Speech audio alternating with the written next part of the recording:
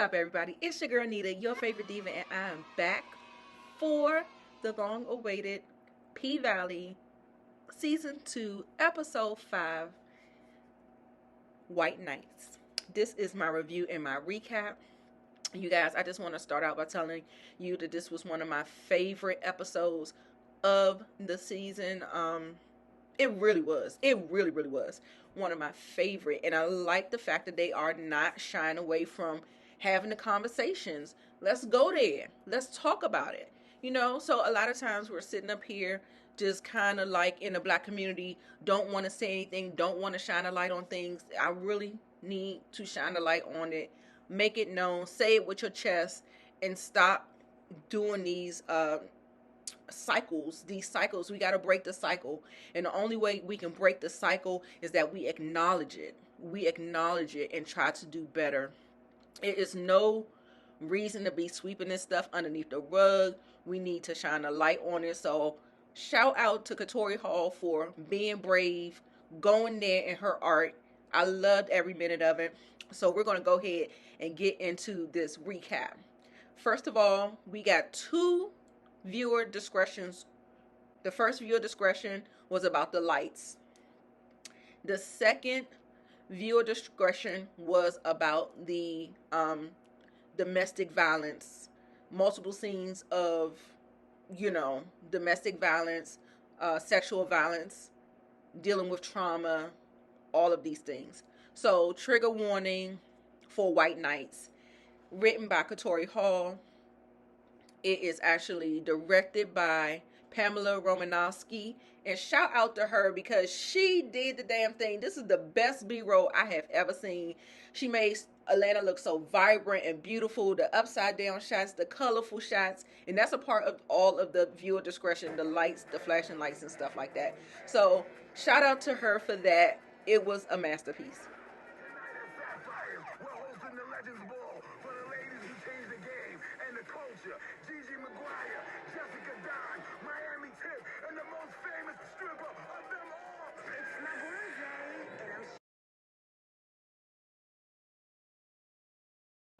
Now, first of all, we start off with Uncle Clifford narrating, which is very different, but I loved it just the same. I hope that we get Uncle Clifford's narration whenever we get these flashback stories of our girls as we move on throughout the season. We got Ron trying to put this wig line deal together. He says that the company sent over some new hair for. He gets off the phone. He's thinking everything is positive, but lo and behold, there's something else going on. Rome breaks the news to her that she has to do another 2 weeks for the Dirty Dozen tour. She said she didn't want to do that. She was adamant about it. He said, I cleared it with your little Justin Bieber. What you gonna do is make this money. And so, yeah, it was bad. It was just all bad. And then we hear Uncle Clifford's narration. Also, too, I want to say that I don't think that her concern was about Derek. I think her concern was about her children. I really do believe that was her concern. She ain't ready to be saved till she good and goddamn ready. Like plums left in the sun too long. The need to leave. Gotta be ripe, child.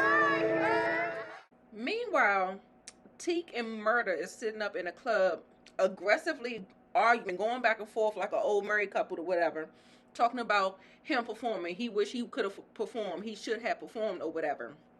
And they was like, man, it's Mississippi night. So, Ron come over there talking about, y'all still over here fucking arguing? He was like, we not arguing. That shit was crazy. I was cracking up. Yes, and we have the Puerto Rican princess coming on the stage, flying. Teak was sized. Murder was sized. They was lit or whatever. She come out talking about, we gonna celebrate the women who threw that pussy around that pole, baby. Shout out to Jessica Dime, Miami Tip, Gigi McGuire, and my new bitch that's coming out, that's getting ready to come to the stage and do her thing, Miss Mississippi, all while she was singing.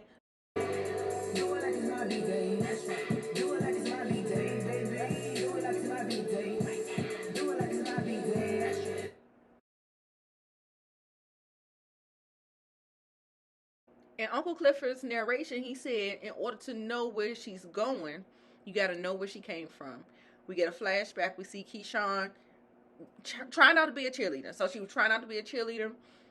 That messy ass, low-key racist ass motherfucking Gidget. I ain't like her in this episode. I didn't like her in last week's episode. I was like happy to see her, but she started to be a bitch.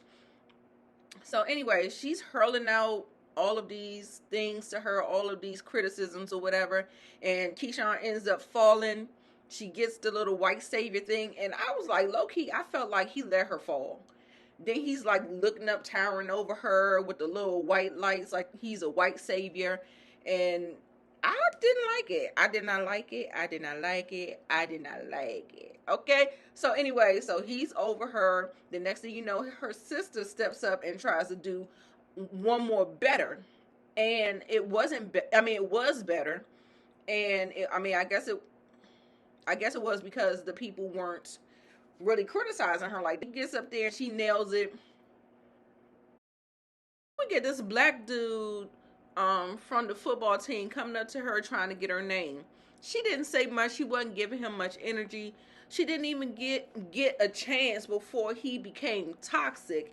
And he told her she needed to get the fuck out the sun, and he called her, she looked like a burnt chicken nugget. Toxic ass behavior because he don't know how to take rejection. And the real gag of it all is that if she was giving him some energy, yeah, he'll fuck her. Yeah, he'll do whatever. He'll have like a fake pseudo relationship with her, but all the while he feel like that. So my dark-skinned ladies, don't be giving it up, because this is low-key how they feel about you. So Derek steps up, kind of looking out for her, told the dude, back up off her. She cool, whatever, leave her alone or whatever. He walks away. He tries to walk away, but old dude spits on the back of his neck. Then Derek proceeds to fuck all three of the niggas up. It was the aggression for me. It was the aggression. I'm thinking Keyshawn thought that for some reason that was some type of badge of honor that he was fighting on her behalf, but he was not. He was fighting for his maleness, his whiteness, manhood, and all of that. Keyshawn did not play a factor.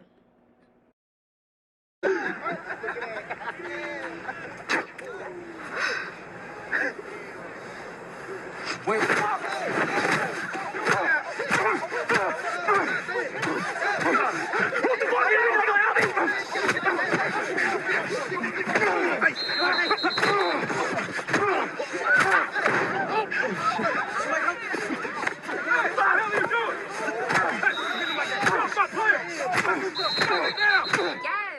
So after that, Keyshawn sees that she didn't make the cheer squad. She's kind of upset.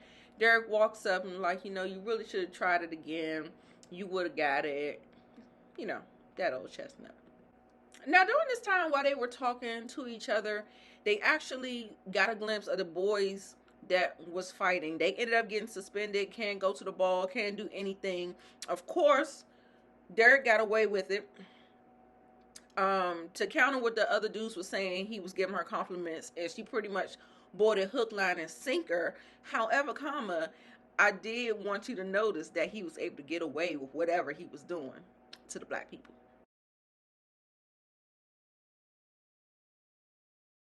Now, first of all, I want to say shout out to Lamont for bringing to our attention why this woman looks so familiar. She looks like the actress from Young and the Restless. Her name is Victoria Rothwell. And so, yes, shout out to her. She looks almost like a split image.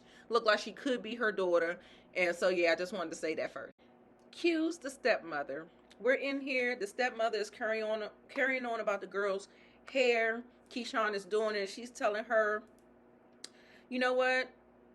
You need to go to cosmetology school. She was like, I ain't trying to go to cosmetology school. My father wouldn't like that. Somehow, some way, she gets distracted. The stepsister is sitting there getting her hair done. You start hearing some sizzling going on, and then next thing you know, baby, the commotion ensues. She burns the girl hair out, and then next thing you know, she is going off on her, hurling all these insults, talking about she's a Delilah spirit. And basically, what this actually showed was about the favoritism, the colorism, sibling rivalry. Um, she felt unseen, unheard. Her father was unavailable, always on business trips and everything. So, yeah, you know, it just shows the dynamics of her formidable years, like when she was most impressionable and how she fell into the traps that was set for her. That's why I always talk about breaking generational curses, you guys. These girls are traumatized by women who have accepted the notion about colorism, about featureism, about all of these things, and she is a perfect example and embodiment of someone destroying her daughter's self-esteem and stuff like that. It is so sad, but it's so very common. Um, just it's just please just educate yourself and be aware of it, and yeah, just do your due diligence, because it is really really sad how people self-esteem can get fucked up by their own parents. It's ridiculous.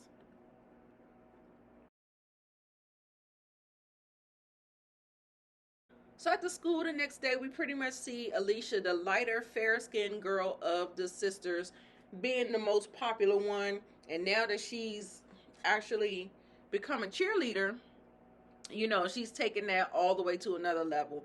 This dude comes and approaches her, asks her out to the dance. She was like, no. And so everybody's just sitting up there like watching her, like, you telling everybody no. You must want cracker toe, not nigger toe. So they're having this conversation, and in this conversation, she was talking about the segregation in the school. She said that they have two different parties. They were trying to figure out like where does she want to go. And so the other sister also said that she read all this stuff on the wall in the bathroom, and she also heard that you get the best head at the school. The sister came back and said, but I digress. But I noticed Alicia didn't deny it. So listen, I think it's a rumor. I think it's a rumor. She's sitting up there, everybody's saying she's rejecting all these boys. I feel like it's a rumor. That's what they do in high school. They can't get access to you, then they start turning you into a slut. That's what they do.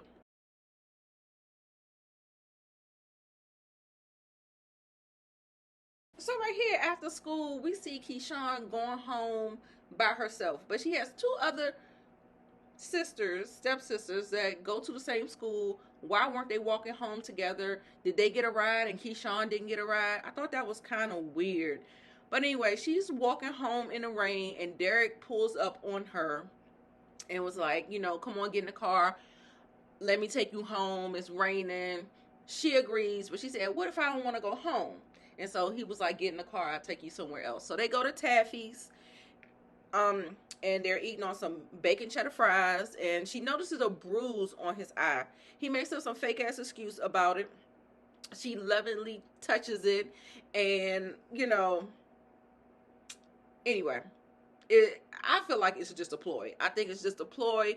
I think it's a part of the whole dynamic of how they give you a sob story and they trap you.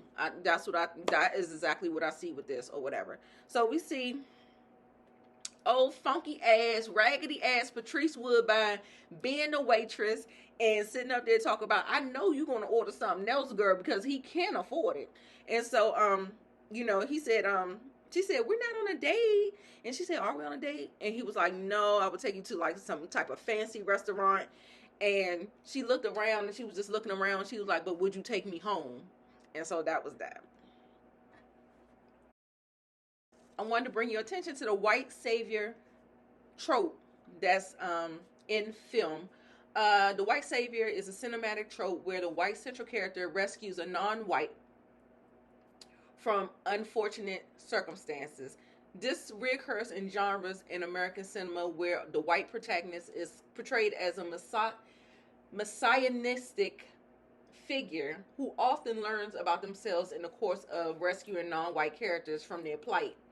As such, the white savior stories have been described as essentially grandiose, exhibitionist, and narcissistic fantasies of psychological compensation.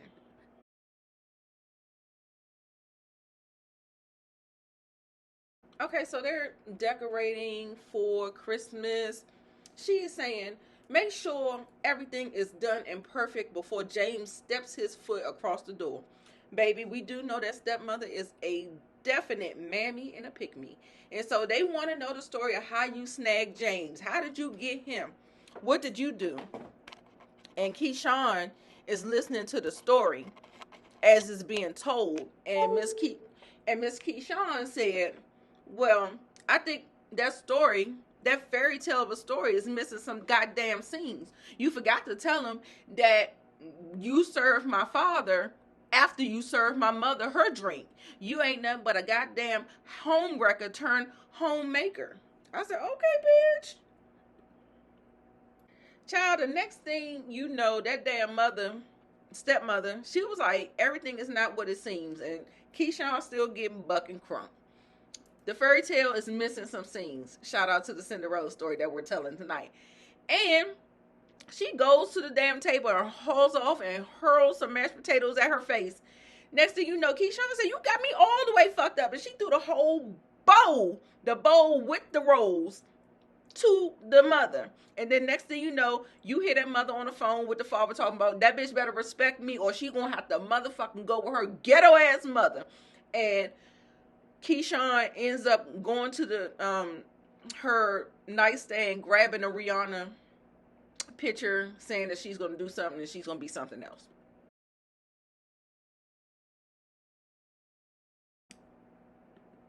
What up, bitch? Make sure you go ahead and give us a dance before you get too big. Bitch, party over here. You know, you remind me of me once upon a time. You gonna make it out of here, cause your belly growling. Oh, this is a fucking metaphor. Come here. Let me tell you something. To them, you're gonna always be a hoe. They ain't gonna never let you forget that. But that's cool. Cause like our sister Cardi B said, a hoe ain't never cold.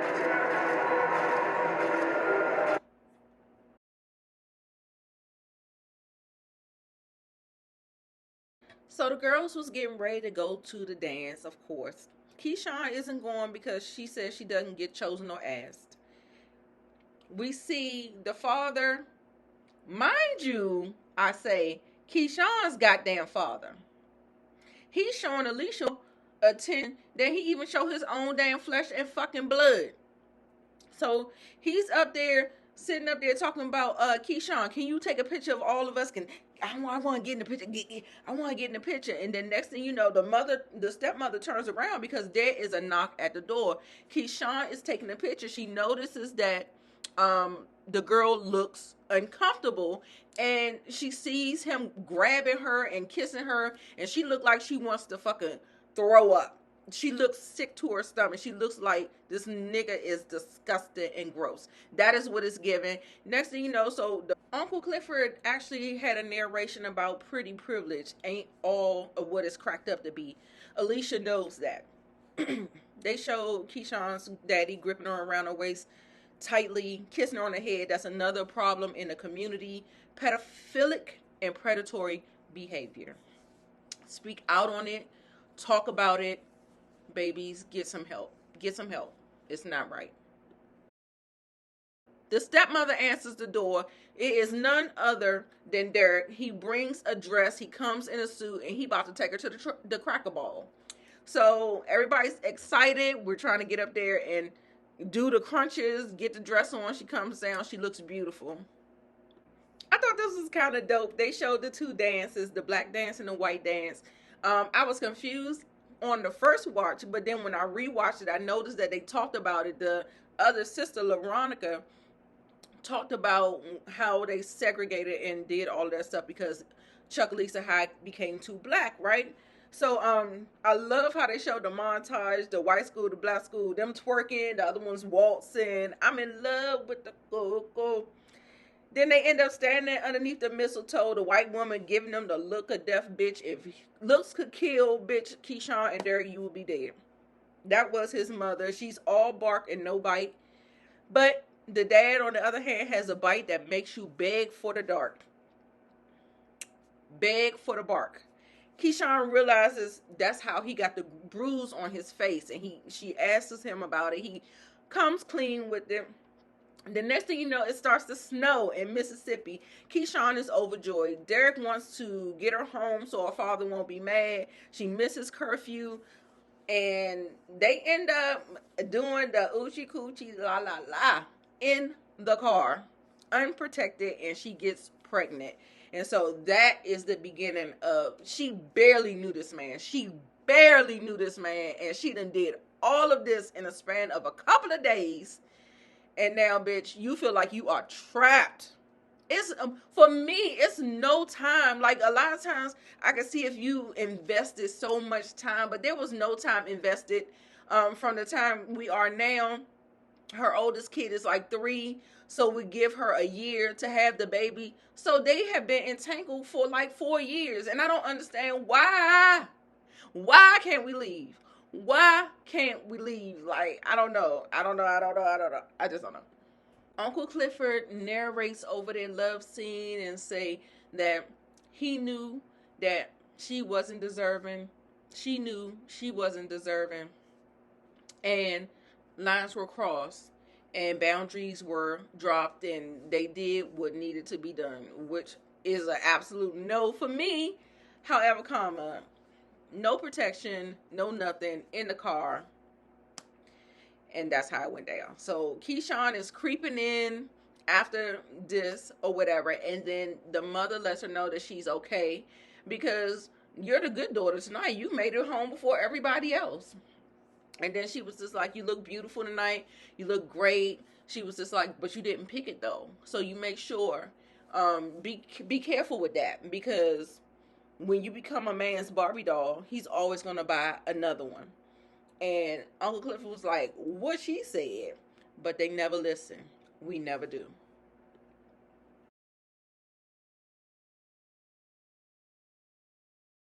All right, so we cut to Mississippi, loving all the money that she's making. She made that money tonight. She's in there. They're all celebrating. They're all having a good time. And Teak was doing cool. He was cool. But she asked him, why was he so quiet? Murray was like, go on over there and get one of them chocolate covered strawberries. He was like, I don't want no goddamn strawberries. Like the Incredible Hulk. Next thing you know, Wody winks at Mississippi. She falls down.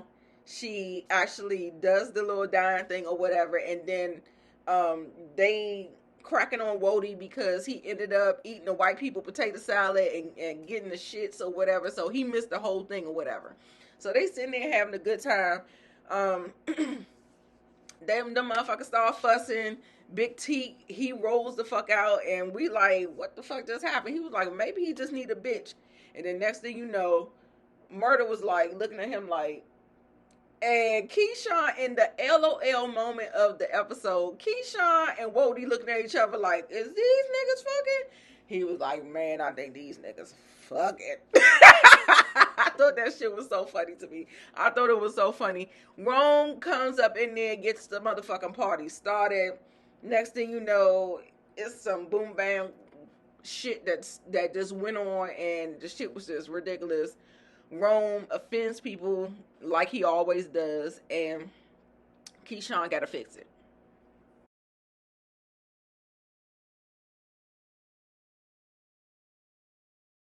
So when Rome leaves, he takes his key back or whatever. She was like, I'm gonna get it back or whatever. It's all good. Wody looked at her and he was like, I don't like that wig on you. I don't like that hair. And she was like, what? And he was like, I like the hair that grow out your head. And so I think that was a little connection between them two. Along with the whole LOL moment where they was talking to each other without words. The shit was, I love it. I love the connection.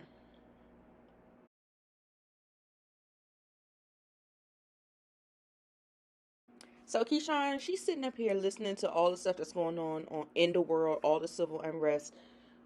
Derek is looking through some baby clothes, and these are clothes that his mother has given to her.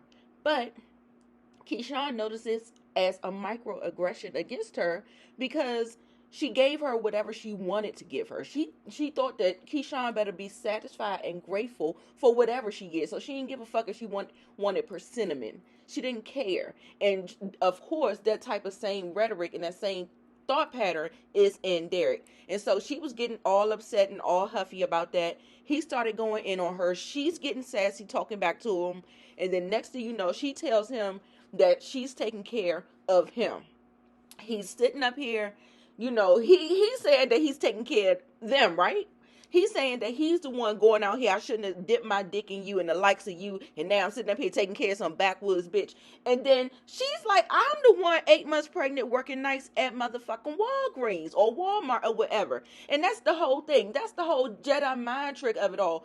They have the women turned around in these gender roles doing the work and doing all that while they take the credit. And meanwhile, they ain't doing shit. They not doing nothing. And so she throws it back up in his face. And that's who putting gas in your Prius. He grabs her throat and proceeds to choke her to the edge of her life. She was scared to death. She didn't know what to do. And it was very uncomfortable. It was very long. Uncle Clifford in the narration said that a little bit of her died. She died. See, that's that whole riding and dying that they be wanting y'all to do. No, ma'am. No, Pam. I'm gonna need you to think about that stuff. We not riding and dying for these niggas no more. Y'all better quit it. Y'all better quit it. That's when you know he don't give up about you, your child, nothing. He does not care. That is his true colors. You should have seen it for what it was. You tried, though. You really did. You tried. But, you know, I just feel so bad about this whole situation. But, yeah, when he don't even care about his own child that you're carrying, something's wrong with that.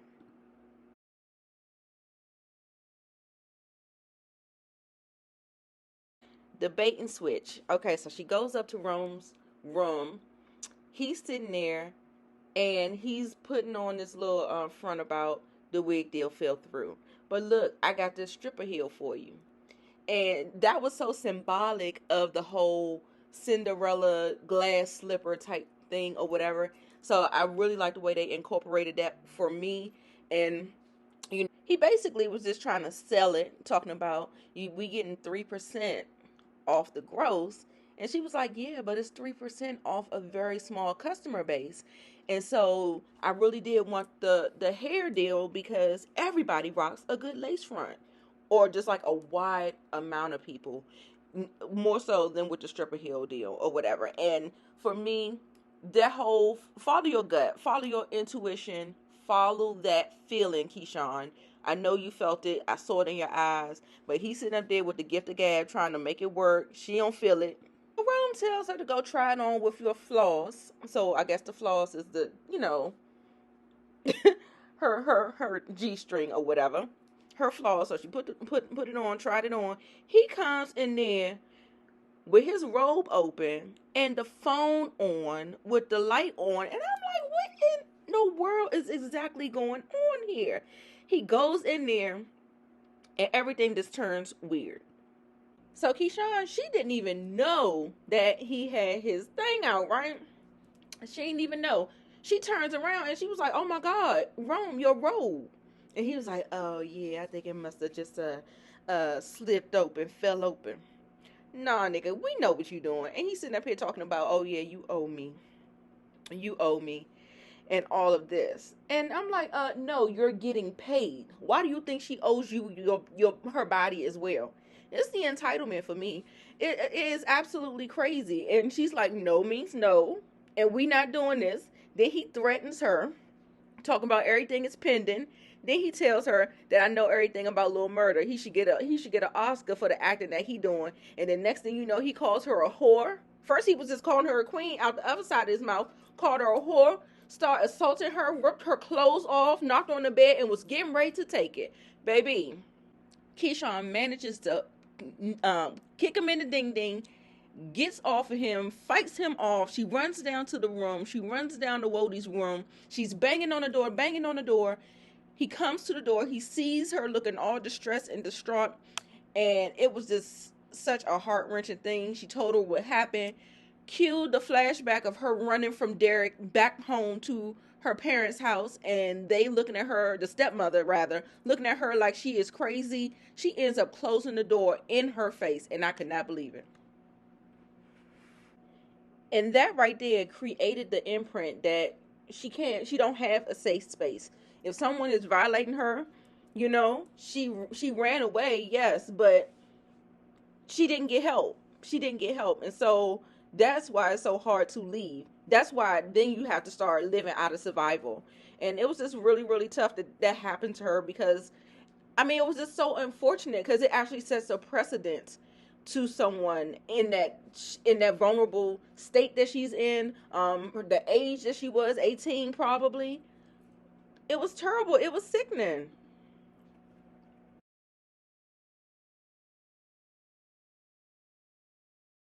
Need them. Where are the men who love and protect you? Do they only live in the future? Do they even exist? The creaks in the floor only echo the fact that these questions remain unanswered for bitches like us. But the need for the answer can all be erased with those sweet words of sorry. Child, when I saw all of those flowers around the crib like that, I thought something happened to the baby, but thank God it didn't. He did it. It was like one of his sorry gestures. He gets down on his knees and says he's not going to do that ever again, Keyshawn. I'm going to be better than my father. I'm going to be better than him. I promise you. And she like, I know. I'm like, girl, run.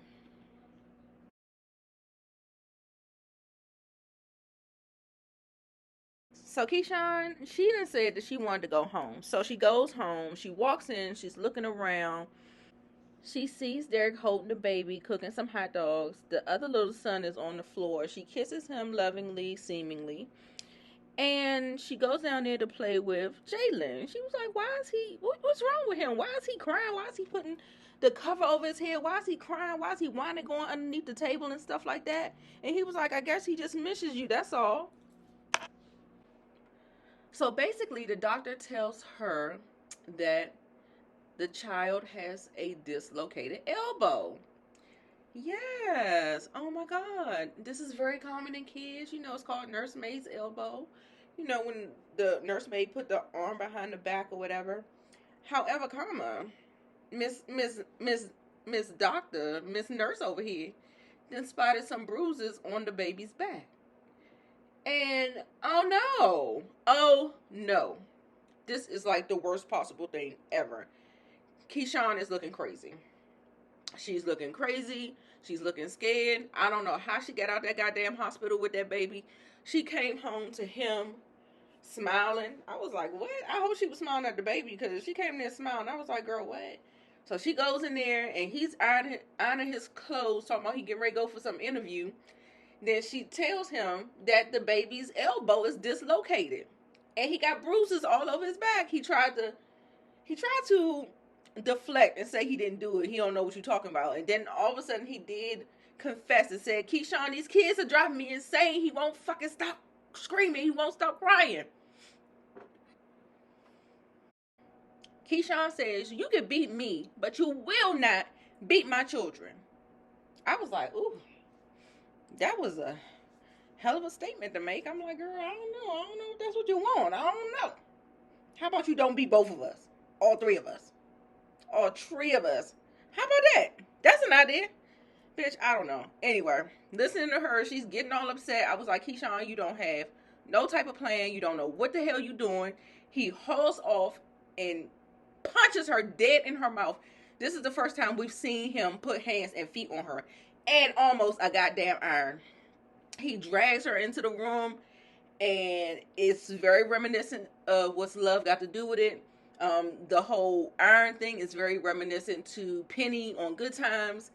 It was just a mess. It was a fucking mess.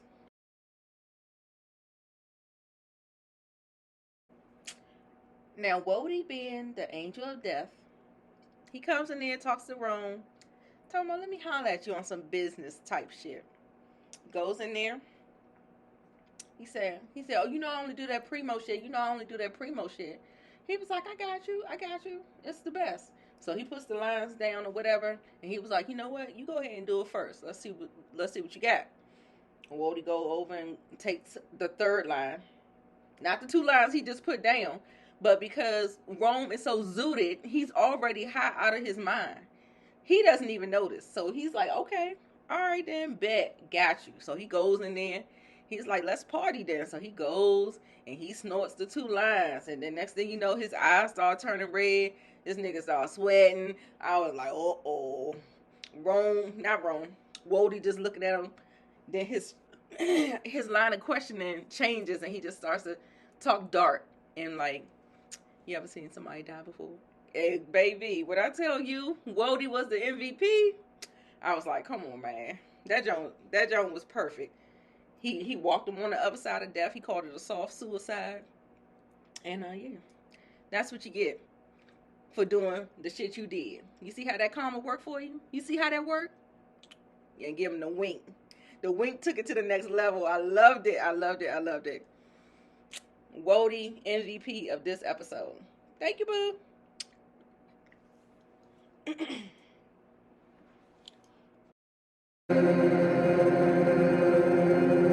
Night, nigga.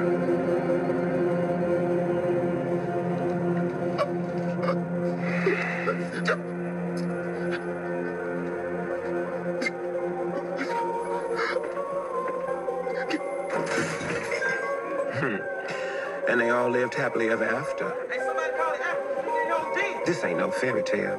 This the real world. And in the real world, all us got the power to rewrite our own destinies. Handsome princes can become fire-breathing dragons. Trusty sidekicks can become angels. Yeah, you guys, I give this episode a 10 out of 10 for me. It's a 10 out of 10 for me.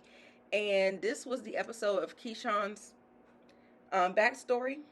This is her Cinderella story turned nightmare. And so, yes, I want to know what you thought about it. Make sure you leave your comments in the comments down below. Make sure you like, comment, and subscribe. This was White Nights, episode 205 of P Valley. And make sure you come back. Thanks for watching. Bye.